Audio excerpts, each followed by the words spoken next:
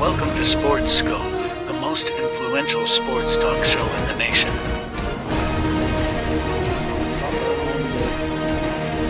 What is today, the 19th? Stay tuned for updates and great sports content.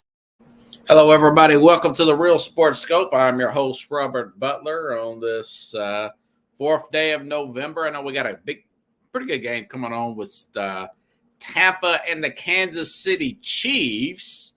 Give you a quick take on that game after the break. Plus, another coach fired. Dennis Allen fired with the Saints today.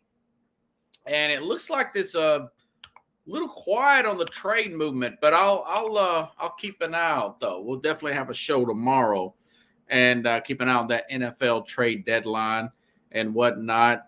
We're going to talk about the Bears. Man, another dud there. Matt Eberflus on the road. Wow.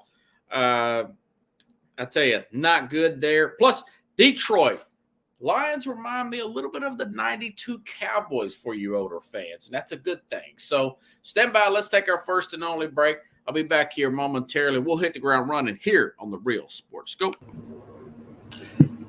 Hello, Sports Scope followers. The program has seen tremendous growth since going 5 days a week. I just wanted to thank everybody for your cash contributions and sharing the program with friends and families. Just a reminder, if you want to contribute to the program, go to the Cash App, the cash sign, and Sports Scope. There are other ways to contribute to the program listed at the bottom of the screen. If you want to advertise on the program, go to sports, that is sports with an S, another S, scope, SKOPE, at gmail.com, just like it's listed at the bottom of the screen. Thank you and enjoy the program. I'm Mac, CEO of National Streaming Sports and host of the Mac and Jack Sports Show. You're watching the sharp-dressed man and the big story breaker, Robert Butler, on Sports Scope, Monday through Friday at 8 p.m. Eastern on National Streaming Sports. Introducing National Streaming Sports, live and on-demand sports talk programming that you can access 24/7. For the premier sports talk experience, tap into our Roku channel. Start your mornings with Mac and Jack covering all the weekend sports action. Then pour a cup and enjoy all the sports you can drink on the Coffee and Sports podcast. At midday, talk sports from east to west on the Coast to Coast podcast. Followed at night by some hot girl talk with Prim and Proper Sports featuring Sonia Pearson. Talk boxing on the Gloved Fist. Yankee fans tune in for Start Spreading the News. And there's more on the College Sports Huddle and Sports Scope with Robert Butler. There are 20 podcasts in all and 70 weekly shows, giving us a 3.4-star viewer rating. To find us on Roku TV, search for National Streaming Sports on the Roku search bar. Click on the logo and you're in. National Streaming Sports, live and on-demand sports talk for America. All righty then. It's a great intro there. Great intro by Mac and Linda McGrath there with that. Okay, quick take on tonight's game. If I can get to it here. We had a lot to talk about tonight. Okay. Listen, I mean, this maybe this would have been a much better matchup about 2 or 3 weeks ago when the Bucks had less injuries here. Only way, now this is a 9.5-point spread. The only way that this works out that way for or doesn't work out for Kansas City tonight, a couple of things. Mainly, if they just simply don't show up to play. They're just, they think, well, we're better than what we are. Chris Godwin's out. Mike Evans is out. We're playing in Arrowhead. We should be okay. That's the only way they really don't play well tonight. Other than that, you're saying Patrick Mahomes versus Baker Mayfield. This is the second game with DeAndre Hopkins. Xavier Worthy got a touchdown. He's starting to get last week. He's starting to get more better coverage that's going to favor him per se because of the experience and still athleticism Bubba Hopkins on the other side there. So I do think that those two guys and Travis Kelce are going to have really good matchups. The last couple of games, Kirk Cousins against this Tampa Bay defense, 4 touchdowns. And then the Monday before that, Lamar Jackson had 5 passing touchdowns. So I don't see why that Pat Mahomes can't get 3, possibly 4 touchdown passes in this particular game. 31-17. I like the Chiefs to win and cover, everybody. Expect a good night of football up there in Missouri, which the weather's still good for everybody. Knock on wood. It's November 4th, and the cold, brisk, I know in certain areas it has. I was watching Game Day today. The replay, I recorded it from last Saturday. I always love watching Game Day, and they said Nick Saban was cold. It was up at Penn State. It was up there in Penn State, and he put something on. Said he was a little cold on that outdoor set they got. I would be burning up. I don't see how they do it. I guess they have, when they do the early September games, when it's blazing hot in Texas or Florida or whatever, hopefully they got air conditioning. I get hot looking at them. Or cold looking at them, for that matter. Okay. All right. Let's start off with the biggest game of the week. Like I said, that Lions team, a lot of similarities. I mean, they're starting to look more and more like a championship caliber team, in my opinion. Big road win at Green Bay with multiple pass rushers out for the Lions, you know. Not to mention, you know, we know Aiden Hutchinson, he's going to be out to the Super Bowl if they make it to the Super Bowl, of course.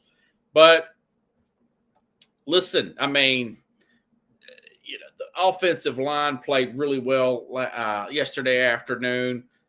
Big 15-yard touchdown run out of Jamar Gibbs. Pick 6 out of cornerback Corey Joseph to put them up 21 points, reigning on the road. Everything essentially going against this Detroit Lions team.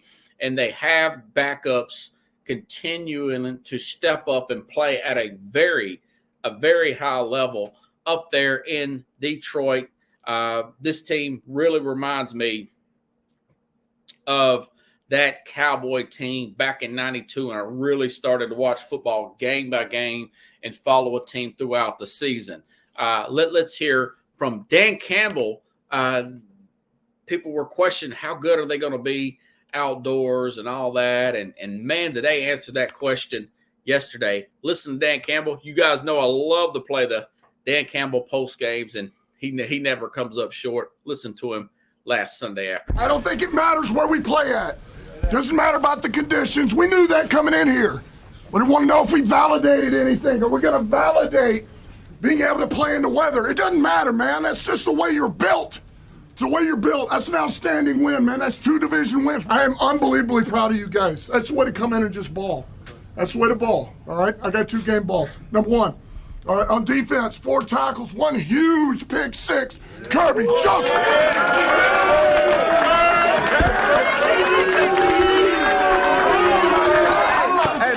Zupa, man, but I just want to say, man, I appreciate all y'all, man. Could not do this without my team and the coach, man. I just want to say I appreciate y'all and I love y'all, man.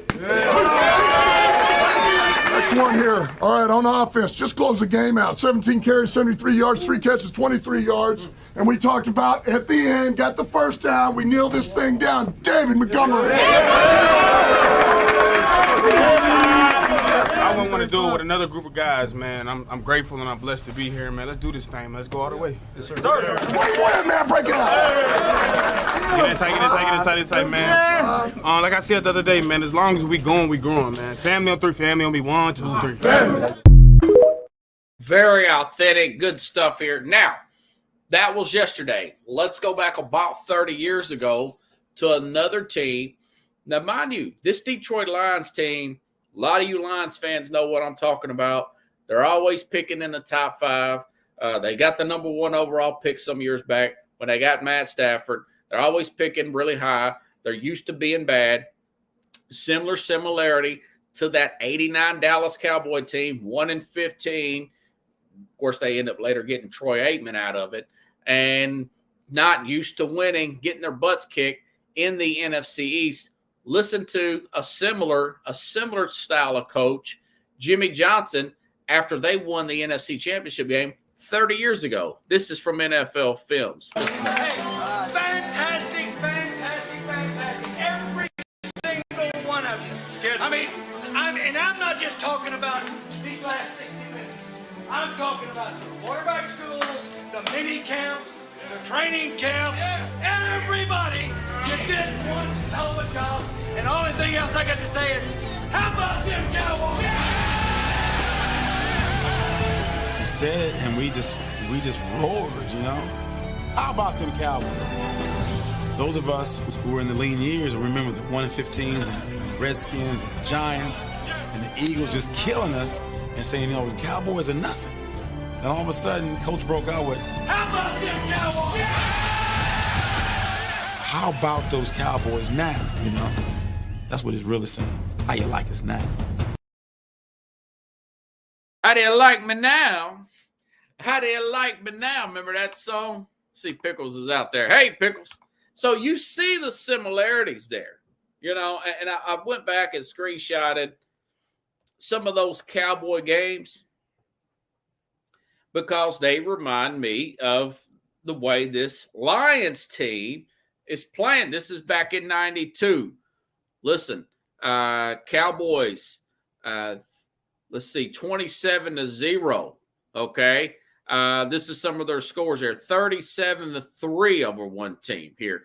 30-3. And then you go back, same thing with your Detroit Lions. This is a 3-score game against a very good team at one time. 3-touchdown game against Green Bay at one time. They scored 52 on the Titans the week before last, 52 to 14, something like that. That is just a really dominate performance. You're talking about NFL and NFL, you know, not to mention the 46 to the 16 or 17 that they put up just a few weeks prior to that against the Dallas Cowboys. So you're starting to see the similarities, the kind of bond that Jimmy Johnson had with that Cowboys team, similar to what Dan Campbell had. Similar to what Dan Campbell has with this Detroit Lions team. For example, there's so much faith in this team by him. For example, when it's early in the game, it's pouring down rain. Now, we talked about this on Friday's program with Mad New York. I said it's going to be raining the whole game, folks. And it was monsoon-looking rain at one time. It's 4th and goal. And they're on like the 1.5 yard line of it's at the very beginning of the game. And Dan Campbell calls in a back shoulder pass to Alamon St. Brown because of their leading corner there. The leading corner there, Jair Alexander, was out for Green Bay. It was a perfect matchup for Alamon St. Brown. Very much like I could see a Jimmy Johnson saying, throw that back shoulder to Michael Irvin and we could go ahead. So you could see that fake to Emmett, go up to do that back shoulder there to a Michael Irvin. You could see that level of confidence there. Pickle says great coaches versus techno geeks, and the great coaches prevailed there. You start to see the similarities. Like I said, not to sound like a broken record, tomorrow is the NFL trade deadline. There has been rumors, and even Adam Schefter said something tonight before the game started, of Zadarius Smith from the Cleveland Browns going over to, of course, they got beat again by the Chargers. I mean, Jameis Winston starting to look like Jameis Winston again. Had 3 turnovers, 3 interceptions yesterday. But it's been talked for weeks, but that the Lions could get pass rusher Zadarius Smith from the Cleveland Browns. That has not came into play yet. I think Cleveland's holding out for better compensation. I do think that the Lions will do something tomorrow. I think they'll do something tomorrow. I think this team this is their best start since, I want to say, 1956. That was the year my parents were born. Well, they 7-1, best start since 1956, Pickles. So, yeah, this is a special team, man. This is a special team. But they do need that extra pass rusher if you want to beat that team that's playing tonight. It looks like the Chiefs really have a good head of steam right now to get right back in the Super Bowl, not unless the Chargers continue build on what they done yesterday in that route that they put on Cleveland on the road since they got Quentin Johnson back. But that's a different story. You want to get there and win the thing. You're already at, it was the NFC Championship team last year. Let's go ahead and get there and win it. Great job there by cornerback Corey Joseph there. He's playing really well. Brian Branch, speaking of Brian Branch, I thought that was a little bit of I think Dan Campbell mentioned something about that. He got called for targeting and kicked out of the game. That looked like a bang play, if you ask me, by the Pro Bowl level second-year safety for Detroit. I think that was more of a, like Dan Campbell said, a prime time national audience call. More people were looking at that particular hit, and they just didn't want to take any chances to get any bad public relations PR look there for the NFL. I think he's right. And of course, he's going to get a fine for that as well. Brian Branch, I don't know if Dan Campbell will get fined for that, but either way, Pickles. Let me double check. I want to say it was since 1956. I'm gonna go ahead and look at my notes here. Last time the Lions were 7-1, 1956. Yeah, that was the year both of my parents were born. And kudos to the Lions. I'm just so freaking proud of them. I mean, I'm not sounding like a bad one. I'm just telling you, I've got a lot of guys from Detroit coming on here. That's what makes this game so beautiful, that you can go from the cruts. People watch the Lions just to see them get beat on Thanksgiving, where in the past where you had like a fantasy play there one way or the other. And you're like, hey, okay, well, the Lions are there. Let's take Craig Jennings or somebody because we can get some fantasy points, right, Pickles? But now, I mean, hey, they went from the outhouse to the penthouse, and now you got a team like the Patriots who just left my hometown of Nashville. I was working an event, met some good Patriot fans there. Appreciate you. They went from the penthouse, now they're in the outhouse. If the season ended today, the Patriots would get the number 1 pick.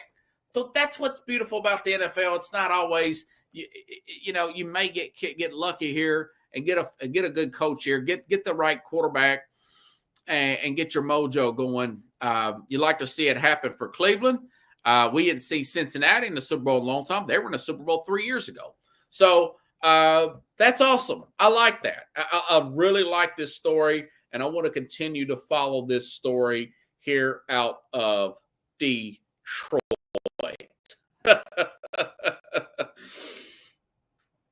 Detroit basketball.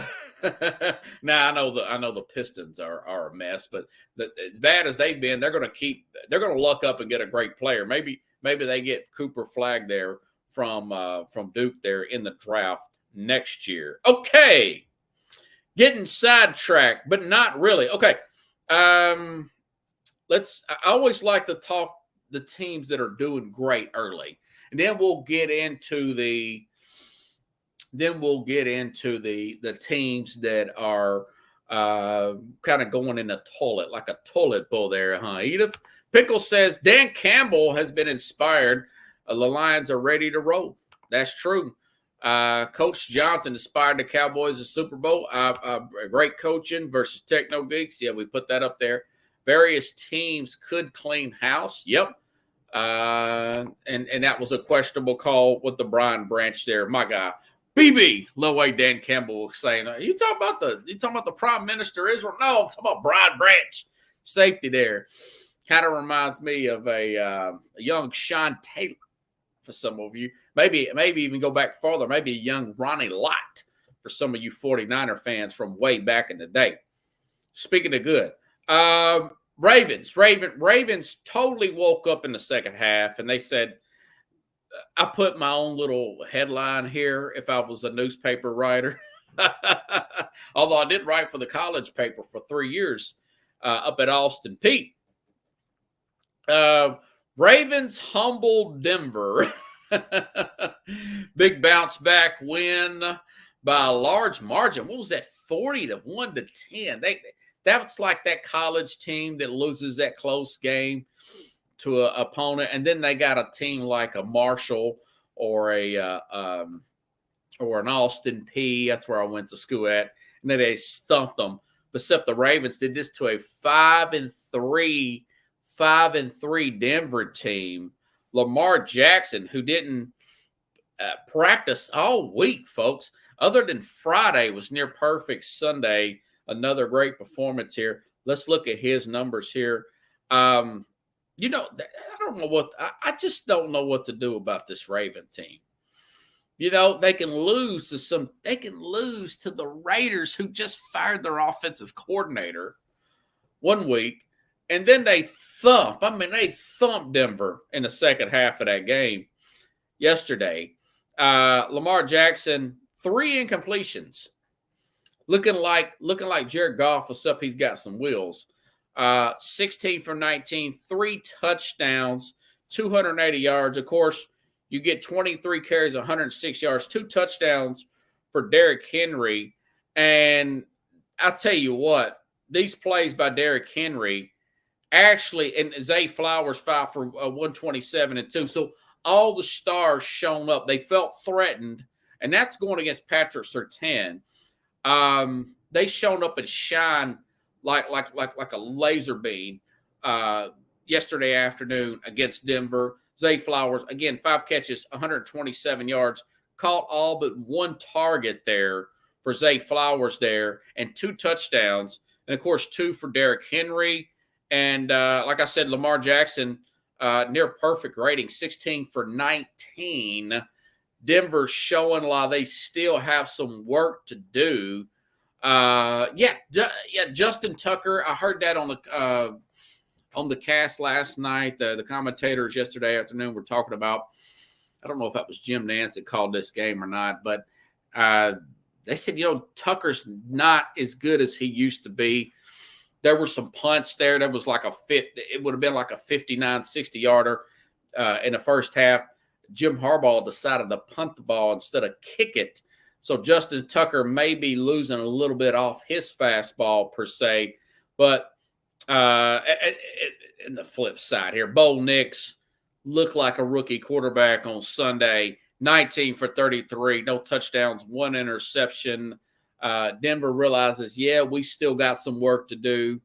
They beat up on the bad teams. They lost against the teams with winning records, your Pittsburghs of the world and your LA Chargers, and now the Denver Broncos have beat up. Now they did beat Tampa, beat up Tampa team 1 week, but Denver still got a ways to go. Good win by Baltimore. I would try now. Listen, there's still some players out there.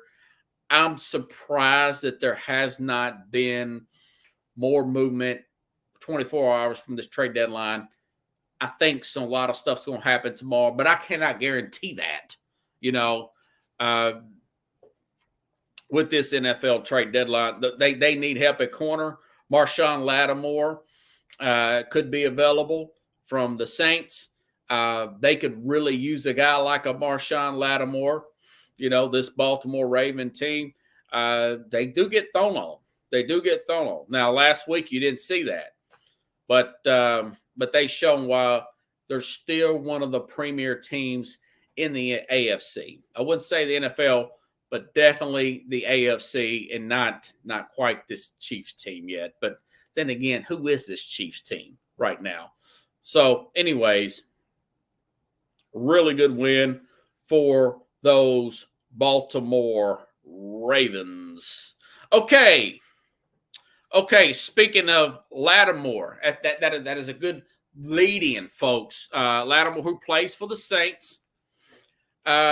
Saints went up to Carolina and lost. If you guys remember, I was really amped up on the Saints about a month ago, maybe 6 weeks ago. They started off 2-0. They beat up on Carolina, who's Carolina's worst team in football overall. Player for player, that's the worst roster in football, especially since Derek Brown, their tackles out for the season. They traded away their only receiver. I guess they figured he was a knucklehead, Deontay Johnson. I didn't even see him in the box score with the Ravens yet. But anyways, so the Saints go up there and lose. They lose to Carolina. So the Saints went from 2-0 to 2-7. They lost 7 straight. And, of course, now Dennis Allen has been fired. So that's 2 coaches, folks. That is 2 coaches. And we're just now at the midway point of the season. We're straight up midway. We're in week 9. So we're at the midpoint of the season. Now you've got Robert Saleh out with the Jets. Now you've got Dennis Allen off with the Saints here, you know. But the truth of the matter about the Saints, I've been saying this for 3 years. They need to blow that team up. I thought maybe they can scrap together with some duct tape and get that offensive line squared away and bring in a Derek Carr and if I could just get the coordinator right around Allen, maybe you can use Allen the way Allen coached that defense against Brady, that level of defense, and maybe you can win this division. But you know, you duct tape the team together. And they obviously haven't done anything. They're an older team. They've been, when I say major cap issues, I'm talking $100 million over the cap. This is going back 3 and 4 years since Drew Brees retired, okay? And Mickey Loomis has done patchwork trying to keep this team together. Who's the guy? What's that guy's name? Cam Jordan. He's 35-year-old edge rusher. They should have, and I love Cam Jordan, maybe a Hall of Famer, but they should have moved off of him 3 or 4 years ago. And this guy, this Gail Benson, is pretty nice lady. A friend of mine who's, I want to say her cousin or niece, lives down in New Orleans, and she works at one of Gail Benson's car lots or dealerships, and this is the lady that owns the Saints. She said she's one of the nicest people that you ever want to meet. Now, maybe she's a little too nice and passive since her husband passed. She's not like a aggressive, hands-on type of owner like an Amy Adams Strunk that's down here in Nashville, who shocked a lot of people and fired some guys, fired some general managers, fired some head coaches, and brought in some new general managers, brought in some new head coaches. And then as she got tired of him, she fired them. This woman seems a little bit more passive, and she's got a lot of trust in 22-year veteran general manager Mickey Loomis, okay? And the truth of the matter is Loomis, I don't know if he was trying to keep his job by doing this patchwork and readjusting that drought, or he just didn't want to go through the painful but necessary rebuild. And the guy's been the general manager for 22 years. He should know that in this day and age, if you make the right, and they have had some good picks. Lattimore's a good pick. Olave's a good pick. That's 2 former Ohio State Buckeyes right there. Alvin Kamara a few years ago was a good pick. Got him in the 3rd round from here out of Tennessee.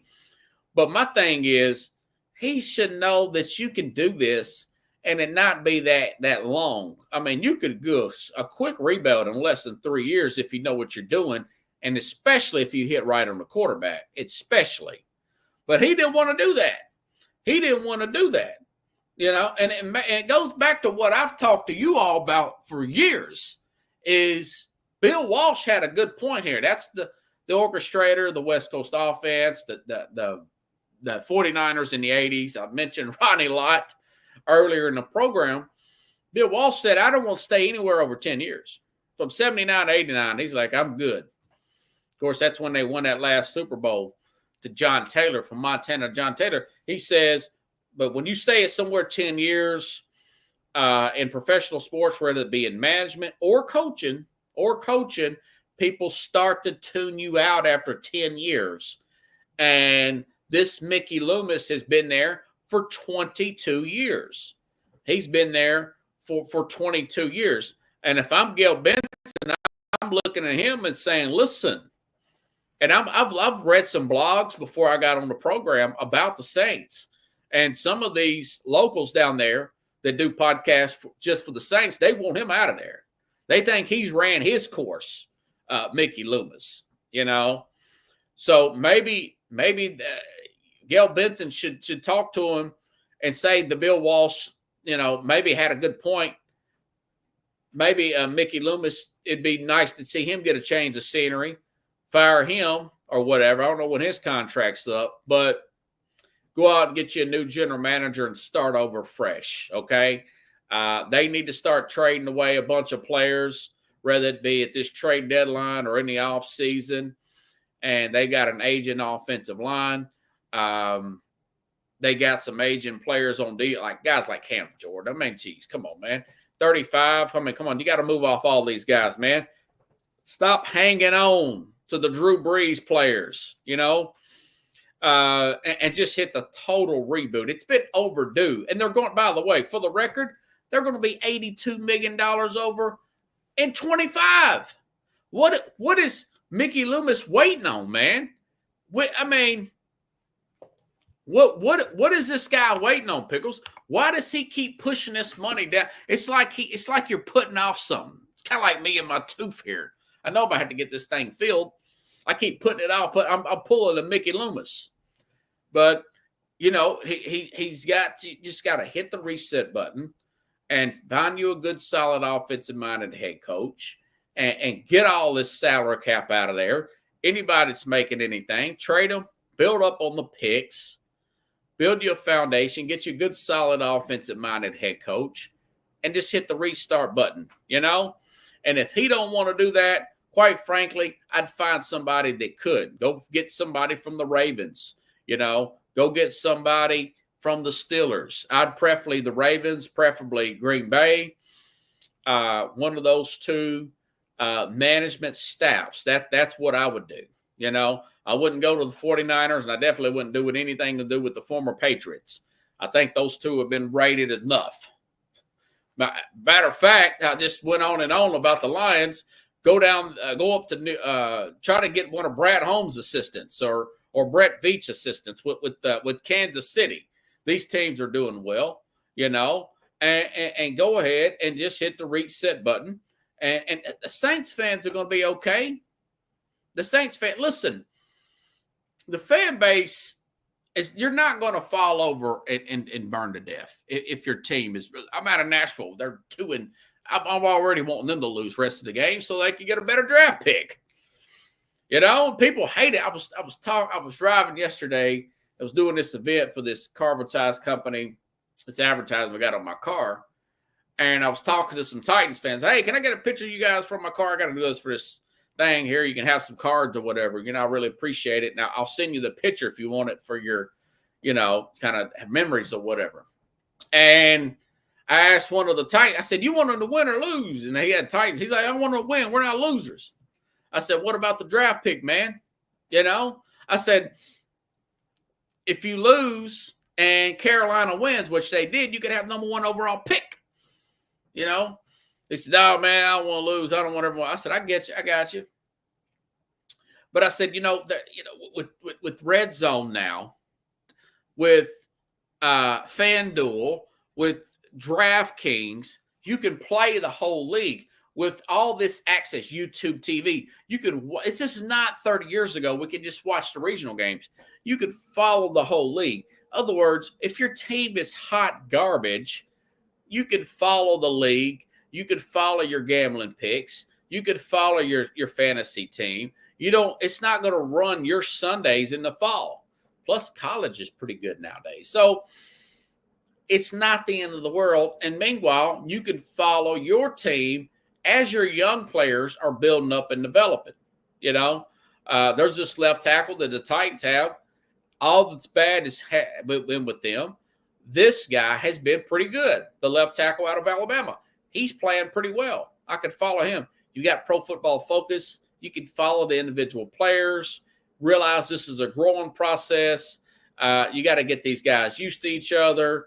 You can follow your free agents. Guys like Calvin Ridley's having a pretty good season, all things considered, the quarterback issues and everything. And meanwhile, you can keep up with the league, and it's not the end of the world. I'm talking about from a fan's perspective now. But as far as Dillis Allen's concerned, that guy's not head coaching material. He'd already gotten fired once from the Raiders. He's a he's like Steve Spagnuolo, who's coaching tonight.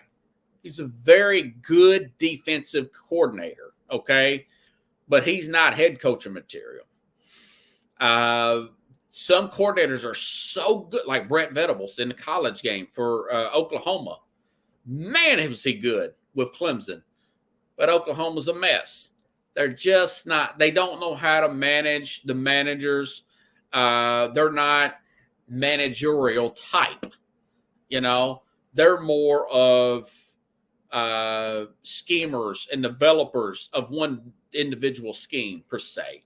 Cliff Kingsbury, he's really got his magic working with Jaden Daniels, who's probably going to run off with Rookie of the Year. Another really good game. Beat the Giants again yesterday. They're having a great season, But the guy's already been fired twice. Fired from a college. He's fired from a pro team. Don't take a chance with this guy. He does not like that confrontation and making those tough decisions. That's the thing with the guy like a Dennis Allen with and plus somebody will scoop him up in a minute, man.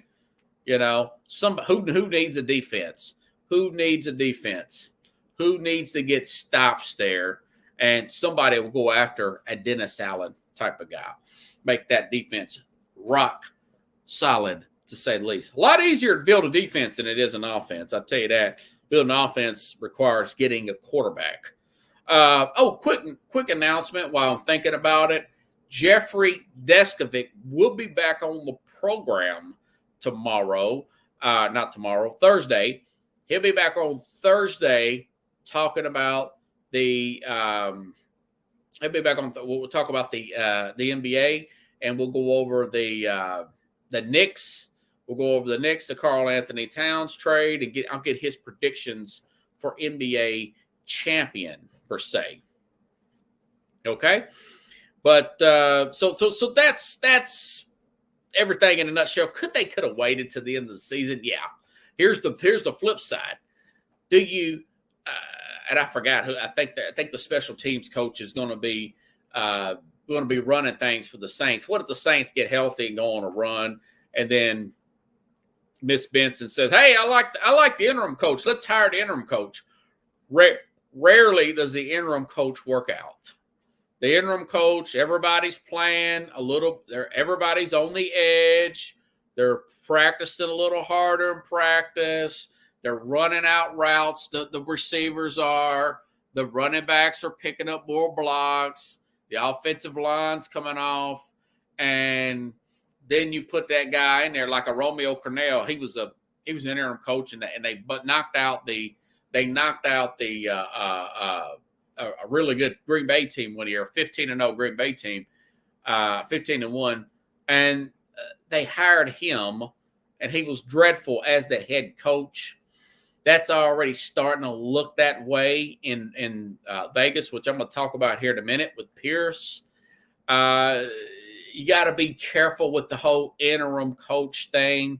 Give the interim coach the job, or that's the same thing. That's how Dennis Allen was hired.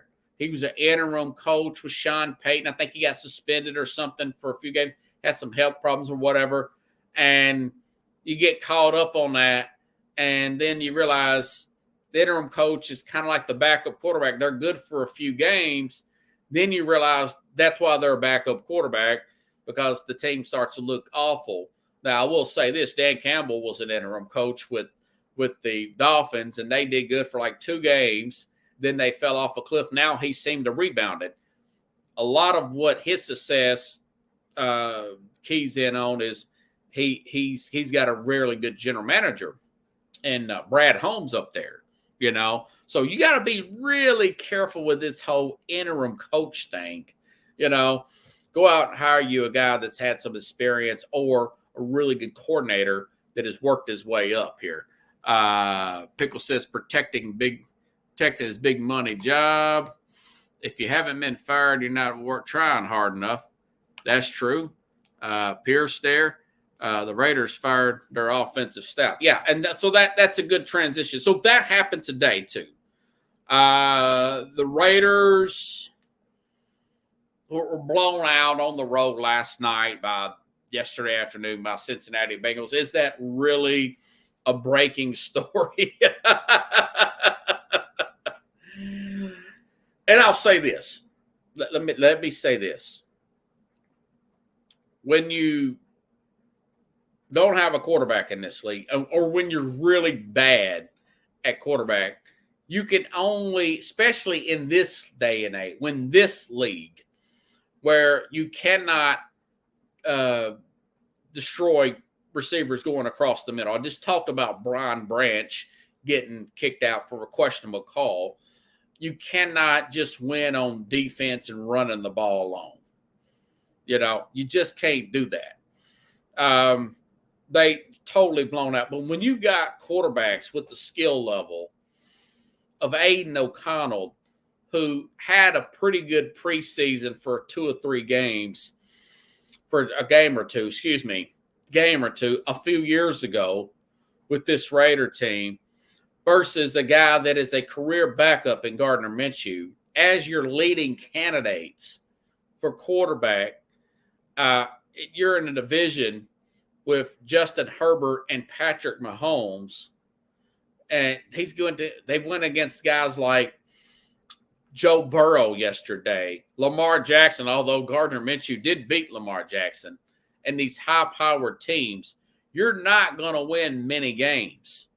You know, there's only so many games you can win off of playing perfect everywhere else when you have that low of a skill set at the quarterback position. So judging by how bad their quarterbacks are right now, and I know that their new general manager, this Plesko or whatever, he's the former general manager who done some good things. He done some stupid things too, but he done some good things with that Charger team a few years ago. Okay.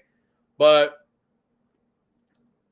when you've got guys like that, you have little room for error. I mean, absolutely little room for error. You're right there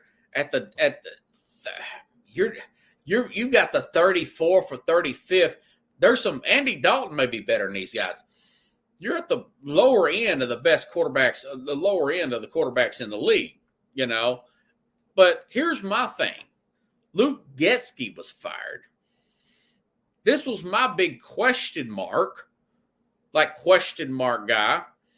I forgot which villain was question mark. I can't remember who that was. That was the villain in those Batman movies. I can't remember which one that was.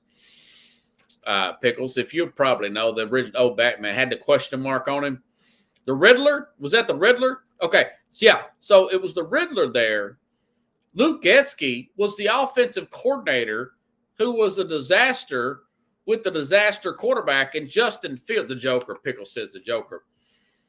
Pickles says, no, it was the Riddler. But why would you hire, guys? Why would you hire Luke Getsky?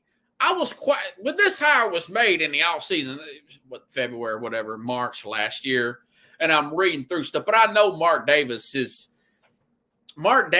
pretty much the same guy as Woody Johnson, except he looks goofier with that goofy haircut. The way Bill Belichick would describe Woody Johnson, look, fire, aim, that's how Mark Davis does stuff. I think Mark Davis, and they've showed videos of him playing the slots in the airport. He's a very impulsive guy. He looks like he was going to be walking one way, and all of a sudden he stops and starts playing slide.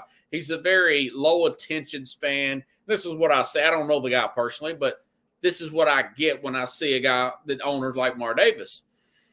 But so I don't know if people don't want to work with Antonio Pierce because they know it's going to be a short stint as a head coach.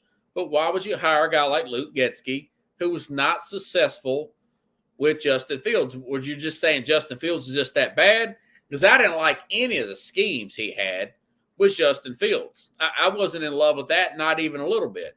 So you're putting a guy who's a failure with one team, and you're putting him with less athleticism at quarterback with, again, Aiden O'Connell and Gardner Minshew, backup quarterbacks at best, per se, and do that. So, and not to mention the fact that Tom Brady, I mentioned those rumors a couple weeks ago. Tom Brady, who now officially, because the owners approved it, he owns 5% of the Raiders, and there were some rumors that he would like to get Bill Belichick back into coaching to coach this Raider team. So you got all that going on, and you got a team that's falling apart defensively because I know Crosby's been out a few weeks, and I think he came back last week, and he blasted Joe Burrow, who still had 5 touchdowns yesterday. By the way, they may be in the trade market as well since they won. Hopefully they will be, but that's a different story there. But my thing is, I wouldn't fire Pierce. Let him get a shot at a quarterback and let him go out and get a decent offensive coordinator. Now, if he goes gets another clown offensive, now if he hires the offensive coordinator Nathaniel Hackett, who's already been fired once and going to be fired again with the Jets, then that is a lost cause. But if he can get a decent coordinator in there, I'd keep him on with another year with a new quarterback, maybe a Schroeder Sanders, maybe a Cam Ward out of Miami, if they can get up in there in that top 5, which they probably will in the draft per se. But I'm getting low on time. Speaking of bad coaching jobs, speaking of guys that are screwing up here, Bears were horrible on the road. The Bears got a lot of talent, and I know they got a rookie quarterback, and I get it. But that offensive line is middle to slightly above average. Cole Kmet, I don't even think he got a catch yesterday. Rome Odunze, just a really talented guy. You could see it. DJ Moore, that league's without saying. Keenan Allen. This team is 2 weeks off of bye week. They're fairly fresh. DeAndre Swift, Montez Sweat. Now, they had some back-end injuries on defense. I get it. But Jalen Johnson, one of the better cornerbacks in the league, above average, well above average linebacking core. There's no excuse for them to play that. But Arizona is 5-4. Okay? Matt Eberflus, you talk about a hot seat. That dude and Doug Peterson, that is 1A and 1B. Doug Peterson with Jacksonville, with most people would still be polled as saying, most general managers would still say, although he's slightly overrated, that Trevor Lawrence is a franchise quarterback. But Matt Eberflus, I mean, man, his record here is, like I said, 29-9 loss here. He is 3-18 on the road as a head coach. He is 0-18 on Sunday road games with a point differential of -181. This was from the Bears Wire off of the USAtoday.com website here. That's about as bad as you can get with this kind of talent. That is just inexcusable, even with the rookie quarterback, because I know that Arizona team's still rebuilding too. They ain't that good. So my thing is these guys with Kevin Stefanski, with Cleveland and a wild card. I know he won and he almost lost too. He found a way. Nick Sirianni, and I was joking with my dad that he could screw up a free meal. The Eagles were up 16-0, and for whatever reason, he wanted to go for 2. And the commentator's like, "Why don't you just kick the extra point, man, and go up 3 scores? It's still the first half. Why are you going for 2? What's the meaning of this?" And they go for 2 and miss it. And the Jacksonville is awful.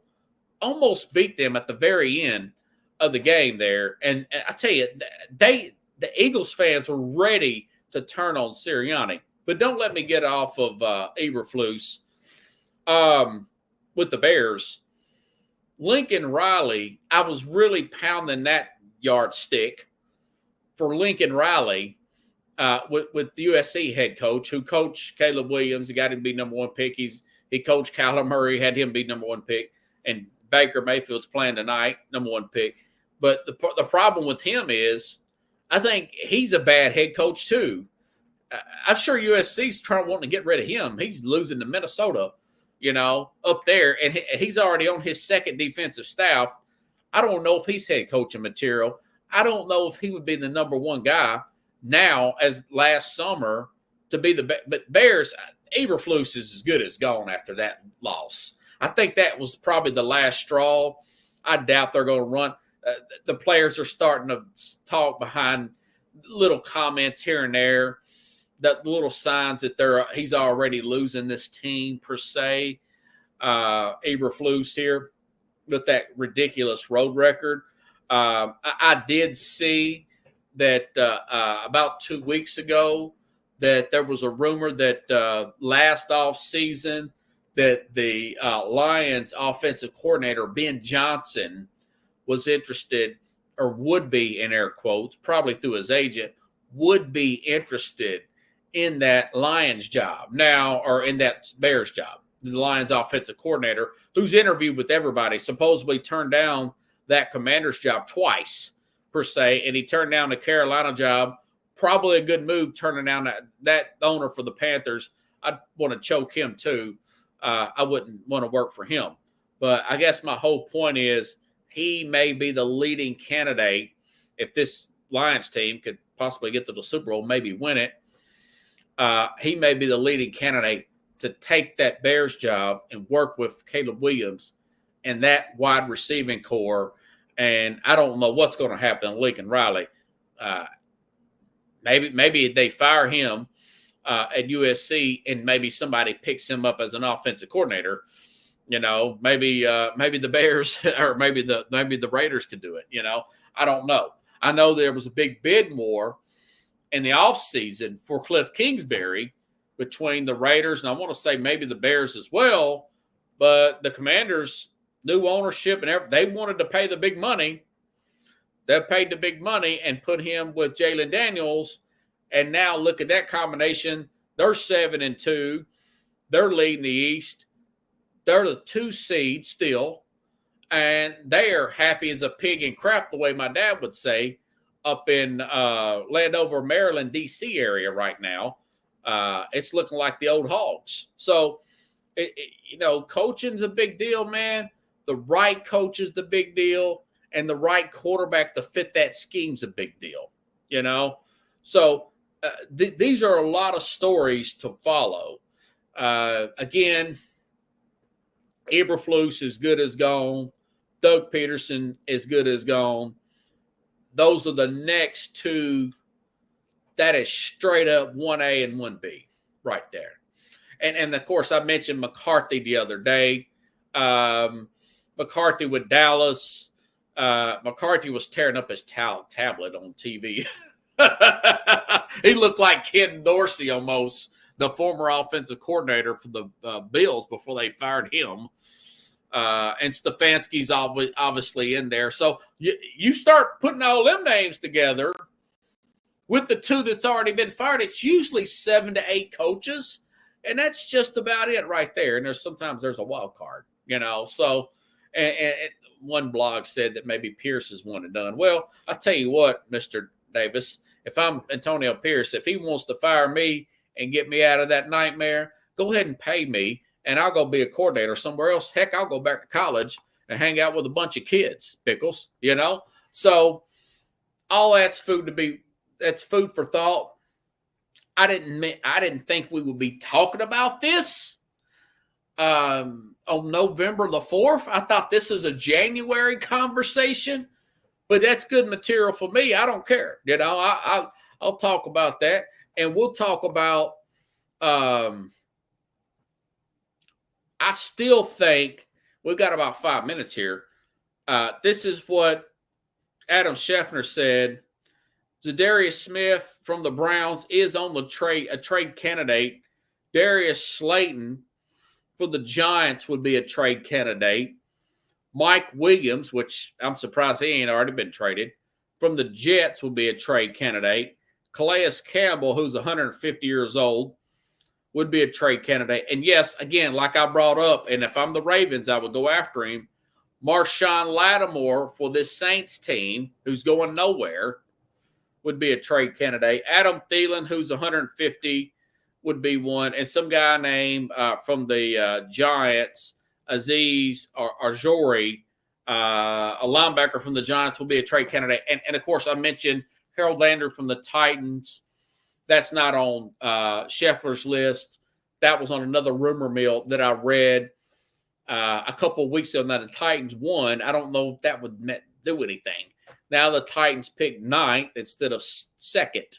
So, and Carlos Chavez would be a trade candidate. No, I'm just kidding.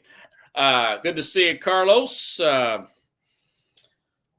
You're welcome to come back on the program, Carlos. I know I'm up about 6 games, but hey, man, you've got the playoffs. You got the playoffs here to catch me. You got the college playoffs. You got the NFL playoffs, which will be more than 5 games. Everything will be all right. He says, bad week. It's okay. I'm just good, man. Hey, man, you kicking it. You kicking with Sam Rothstein from Casino, man. I'm like Sam in his prime. No, I'm kidding. Anyways, have a good night, everybody. I'll be back here tomorrow, and I'm gonna tell you this before I let you go. I'm gonna be really disappointed in the NFL and in these general managers if these players aren't traded. I'm gonna be disappointed in the Titans. I'm gonna be disappointed in the Lions. I'm gonna be disappointed in the Ravens because those are guys that need to be buyers. I'm gonna be extra disappointed in the Cincinnati Bengals if they don't make any trade news. It's a big deal. Super Bowl teams do it. We remember the Rams did it once. The Rams have done it multiple years, and made late runs. And, of course, one year they end up winning the Super Bowl with some trade deadline moves. So it's a good thing to do. It's a good thing to do to make those trade deadline moves in the NFL. It's not what it used to be a long, long time ago where it was nothing. It's getting like the NFL in the NBA, which is a good thing, and the Major League Baseball, which is a good thing, to make the trade deadline a big deal. I kind of like to see quarterbacks traded personally, you know, trade Derek Carr to somebody, you know. I don't know. But anyways, have a good night, everybody. I'll see you tomorrow, same time, same place. Either way, here on the Real Sports. Yeah, and that's what, Carlos, go back and listen to the beginning of the program. That's what a lot of the Saints should be doing, is dumping salary caps. So have a good night, everybody. I'll see you back here tomorrow.